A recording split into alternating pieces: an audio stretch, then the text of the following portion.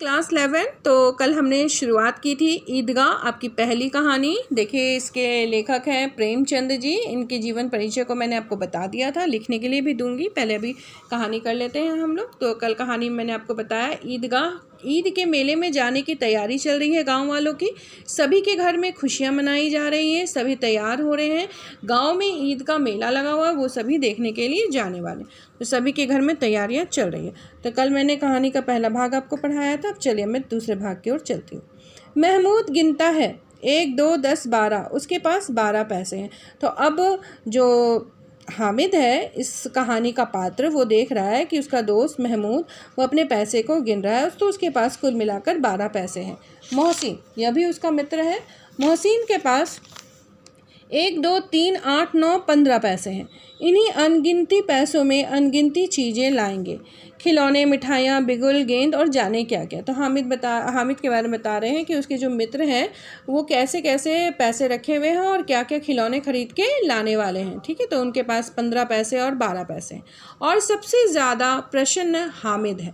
हामिद के पास अब कितने पैसे हैं, अब वो हम देखते हैं। वह 4-5 साल का गरीब सूरत दुबला पतला लड़का है। तो काफ़ी दुबला पतला गरीब सूरत का लड़का है हामिद। तो वह एक गरीब घर का लड़का है, दुबला पतला, जिसका बाप गत वर्ष हैजे की भेंट हो गया और माँ न जाने क्यों पीली होती होती एक दिन मर गई। तो दोनों ही बीमारी से मर गए उनके माता पिता। किसी को पता न चला क्या बीमारी थी। तो बहुत पुरानी कहानी है, प्राचीन समय की, आप समझ लीजिए बहुत पहले की कहानी है। उस समय इलाज इतनी अच्छी से नहीं होता था, बहुत सारे डॉक्टर्स नहीं होते थे, तो बीमारी के कारण उन दोनों की मृत्यु हो गई। कहती तो कौन सुनने वाला था, अगर वो बीमारी के बारे में किसी को बताती भी तो कौन था सुनने वाला। गरीब इतने थे, इलाज भी नहीं हो सकता था। दिल पर जो बीतती थी वह दिल में ही सहती थी। और अब जब नहा सहा गया तो संसार से वो विदा हो गई। तो धीरे धीरे उसकी माँ पीली पड़ती गई, इलाज कैसे कराती, एक दिन वह मर गई। अब हामिद अपनी बूढ़ी दादी अमीना की गोद में सोता है और उतना ही प्रसन्न है। तो हामिद जो है वो अपनी अमीना दादी से बहुत प्रेम करता है और उनकी गोद में सोता है, उतना ही प्रसन्न रहता है अपनी दादी के साथ। उसके अब्बा जान रुपए कमाने गए हैं, बहुत सी थैलियाँ लेकर आएंगे। तो दादी ने यही बताया कि उसके पिताजी जो हैं वो पैसे कमाने बाहर गए हैं और बहुत सारे पैसे लेकर आएंगे। अम्मी जान अल्लाह मियाँ के घर से उसके लिए बड़ी अच्छी अच्छी चीज़ें लाने गई हैं। और मम्मी के बारे में यही बताया कि उसकी मम्मी अल्लाह के घर भगवान के पास गई है बहुत सारी चीज़ें लाने के लिए। इसलिए हामिद प्रसन्न है, वह खुश रहता है। आशा तो बड़ी चीज़ है। और फिर बच्चों की आशा, उनकी कल्पना तो राय का पर्वत बना लेती है। तो बच्चे छोटे, आप उनको जैसे खुश करना है कर दो, छोटी छोटी बातों में खुश हो जाते हैं वो बच्चे, तो राय का भी पर्वत बना लेते हैं। मतलब बच्चों की खुशी का ठिकाना नहीं होता। बच्चे असल ज़िंदगी को नहीं जानते हैं, इसीलिए वो छोटी छोटी बातों पे खुश हो जाते हैं। हामिद के पाँव में जूते नहीं हैं, सिर पर एक फटी पुरानी टोपी है जिसका गोटा काला पड़ गया है, फिर भी वह प्रसन्न है। तो उसके पास जूते नहीं है, फटा पुराना टोपी पहना हुआ, फिर भी वह खुश है। जब उसके अब्बा जान थैलियाँ और अम्मी जान नियामतें लेकर आएंगी, मतलब खिलौने वगैरह लेकर आएंगी, तो वह दिल से अरमान निकाल लेगा, मतलब बहुत खुश होगा अपने अम्मी और अब्बू से मिल करके। तब देखेगा महमूद, मोहसिन, नूरे और सम्मी कहाँ से उतने पैसे निकालेंगे। अभागिन अमीना अपनी कोठरी में रो रही है बैठ करके। आज ईद का दिन है और उसके घर में एक दाना भी नहीं है।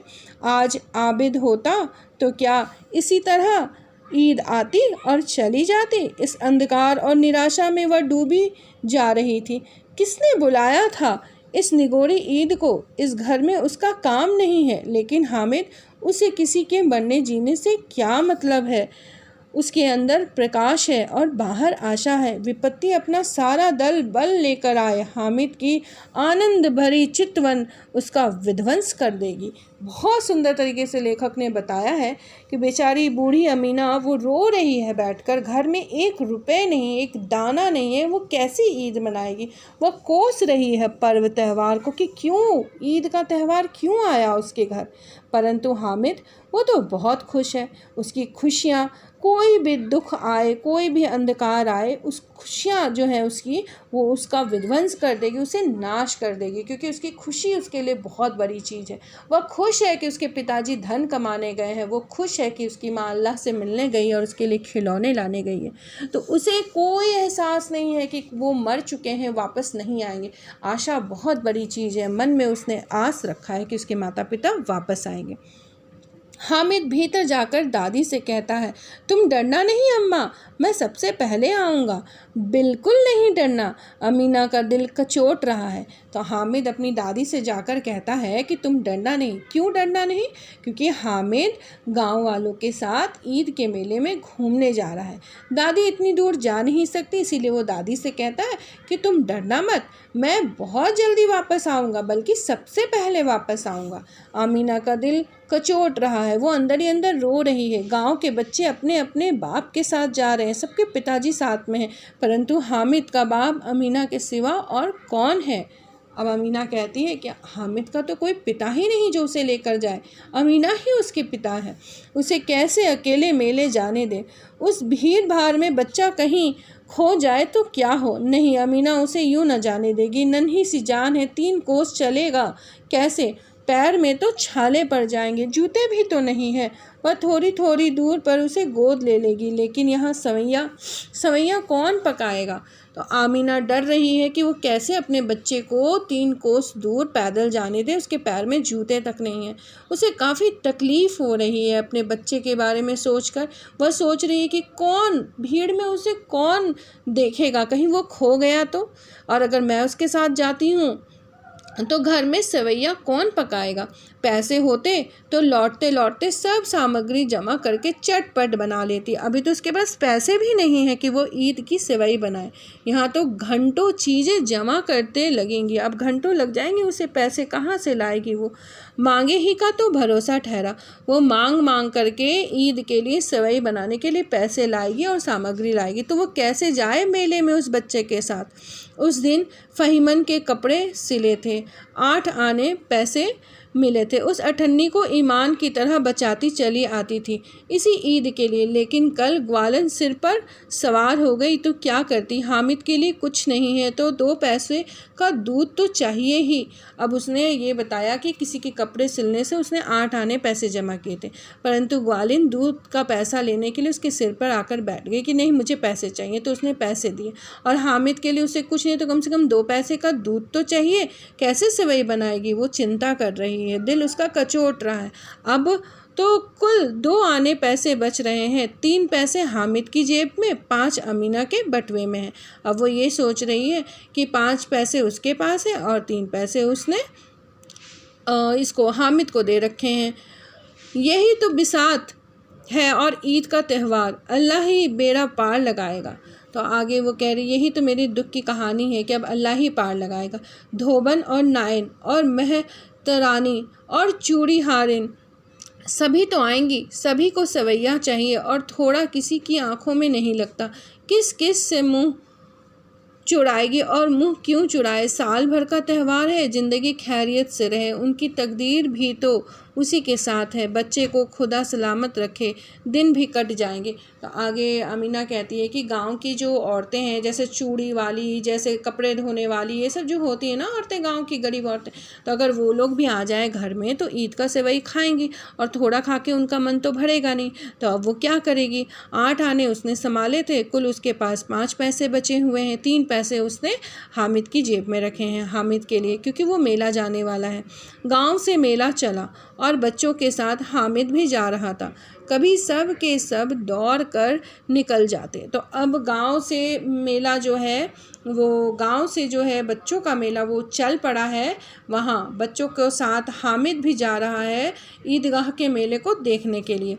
कभी बच्चे सब के सब आगे दौड़ कर चले जाते हैं, फिर कभी पीछे नीचे खड़े हो जाते हैं पेड़ के नीचे। तो आमीना अब सोच रही कि मैं कैसे क्या करूं, क्योंकि ग्वालिन भी कल सिर पर आकर खड़ी हो गई थी, तो 2 पैसे तो उसे चाहिए। ग्वालिन को तो वो पैसा नहीं दे पा रही थी, नहीं दिया उसने। अभी उसके पास पैसे इतने नहीं है, 2 पैसे तो उसे कम से कम चाहिए। क्या करना है? उसे दूध लाना है, सेवई लानी है, छीनी लाना है, तब वो सेवैयाँ बना सकेंगी। अब बच्चों का जो मेला है, बच्चे मेले ईदगाह में जा रहे हैं, तो कभी बच्चे आगे दौड़कर निकल जाते, कभी किसी पेड़ के नीचे खड़े होकर साथ वालों का इंतज़ार करने लगते कि लोग आएंगे। यहाँ लोग क्यों इतना धीरे धीरे चल रहे हैं? हामिद के पैरों में तो जैसे पड़ लग गए हैं। वह कभी थक सकता है? शहर का दामन आ गया। सड़क के दोनों ओर अमीरों के बगीचे हैं, पक्की चार दीवारी बनी हुई है, पेड़ों में आम और लीचियां लगी हुई हैं। कभी कभी कोई लड़का कंकड़ी उठाकर आम पर निशाना लगाता और माली के अंदर से गाली देता हुआ निकलता और माली अंदर से गाली देता हुआ आ जाता। लड़के वहाँ से एक फलांग पर हैं, खूब हंस रहे हैं। माली को कैसा उल्लू बनाया। तो जब वो शहर के किनारे पहुँचे तो शहर की चमक धमक देखकर बड़े खुश होने लगे। पेड़ पौधे, आम के पेड़, लीचियों के पेड़ कहीं कंकड़ मार रहे हैं, माली गाली दे रहा है और उन्हें खुशी हो रही है। वो इतने खुश हो कर के ईदगाह मेला देखने जा रहे हैं। तो कहीं दुख है, कहीं बच्चों का सुख है। तो कहानी आगे बढ़ेगी, बाकी कल बढ़ेगी। आज के लिए इतना ही। इसे ध्यान से पढ़िए। धन्यवाद। क्लास 11।